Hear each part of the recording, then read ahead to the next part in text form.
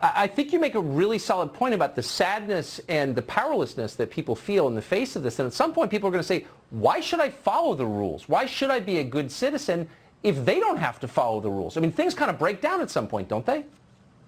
Well, they will break down. They are breaking down, Tucker. I've said this before, and I'm telling you, I'm worried that I'm right. The right is going to pick a fascist within 10 to 20 years because they're not going to be the only ones on the outs. There's 60, 70 million of us. We're not a tiny minority. And if we're going to be all treated like criminals and all subject to every single law while Antifa Black Lives Matter guys go free and Hunter Biden goes free, then the right's going to take drastic measures.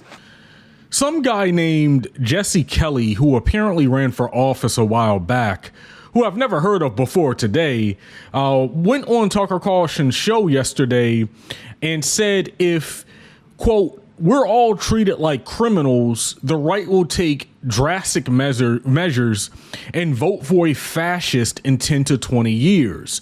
Because he and Tucker were mad about allegations involving Hunter Biden supposedly lying on a handgun registration form and leaving a gun in a garbage can, something stupid that they were mad about. But what's important to note here is not the faux outrage and fake oppression narrative, which is a phrase you're going to hear me say a few times in this video, that conservatives try to use to make it seem like they're facing some sort of discrimination. I mean, that's bad by itself, but it is the continued proof of something that I have been talking about for months now on this channel, which is the right's growing acceptance of fascism, which is at the point of now Fox allowing guests to come on to normalize fascism as the only logical response to the fake oppression narrative they've created for themselves. So watch this clip and I will be back. Jesse, thanks so much for coming on.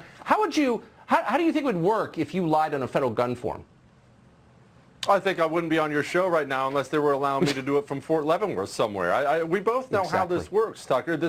It's just item number 1,000 in proving to people that there are two different sets of rules in this country. There are rules for powerful Democrats, and there are rules for people like you and I. This is what they do, and people are sick of it. It's making people feel hopeless. It feels like there is no justice out there. It feels as useless as going to a feminist rally and trying to find a woman who can cook.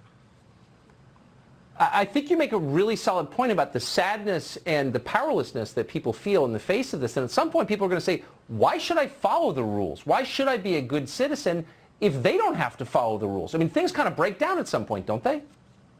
Well, they will break down. They are breaking down, Tucker. I've said this before, and I'm telling you, I'm worried that I'm right. The right is going to pick a fascist within 10 to 20 years because they're not going to be the only ones on the outs. There's 60, 70 million of us. We're not a tiny minority. And if we're going to be all treated like criminals and all subject to every single law while Antifa Black Lives Matter guys go free and Hunter Biden goes free, then the right's going to take drastic measures. And it's not about Hunter Biden and his drug use. Nobody cares that guy was bumping booger sugar lines off European hookers on the weekend. It's about justice that he's never held accountable for, and none of the Bidens are, but you would be, Tucker, and so would I.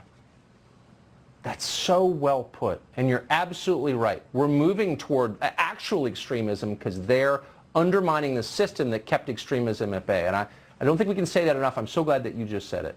Jesse Kelly, thank you. Well, you bet, Tucker. Please come back. So look, I'm going to keep this short and just say I told you so.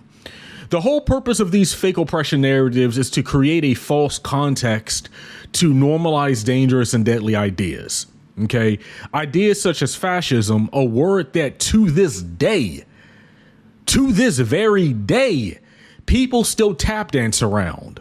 You know why people tap dance around fascism? Because folks aren't prepared for what that means for this country and how you have millions of Americans who will go along with destroying democracy if it means they think they'll come out on top.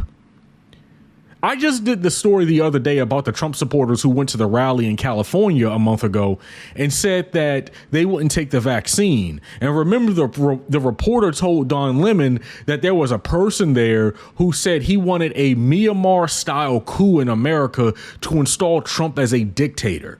Like I said, so I made a big deal about it in that video because I'm like, oh wow, they're just out in the open with it now. This is serious, folks. And I feel like even after the January terrorist attack on the Capitol, that people are still asleep at the wheel and think normalcy is better than structural progress. Normalcy is what led to Trump in the first place. It won't save us from Trumpism. Okay. But stop taking these people lightly. Please, please stop taking these people lightly.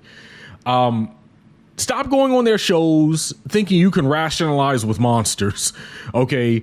Speaking favorably about Republican voters voting for a fascist leader is pretty monstrous. I can say that because I know the body count that previous fascist leaders around the world have racked up. You can look it up for yourself. Okay, it's not pretty. Don't forget, this country came this close, and I'm putting my two fingers close together. This country came this close to having a toppled government just 2 months ago. We cannot forget that. Because the media is trying to push us past it.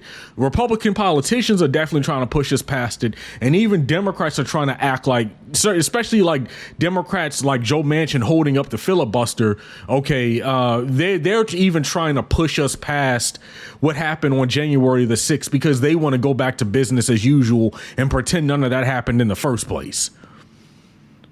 This is we're not in a good situation right now in this country. But like I said, I'm going to keep the video short. That's all I have to say about this particular clip today. My name is Brian Lewis. Make sure you share, like, and subscribe.